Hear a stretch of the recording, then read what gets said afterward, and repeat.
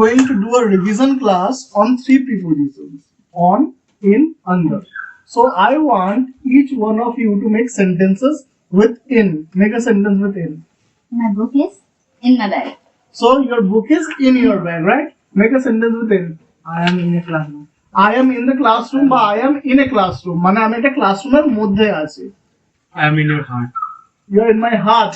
So Jeet is saying that he is in my heart. ও আমার হৃদয়ের মধ্যে আছে. ঠিক আছে?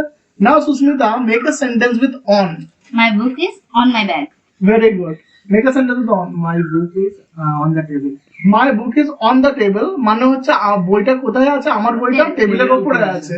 The book is on the bag মানে বইটা কোথায় আছে? ব্যাগের উপরে আছে. Make a sentence with on. I can't take on any more work. I already have enough on my plate. Wow, he has used an idiom. I already have enough on my plate.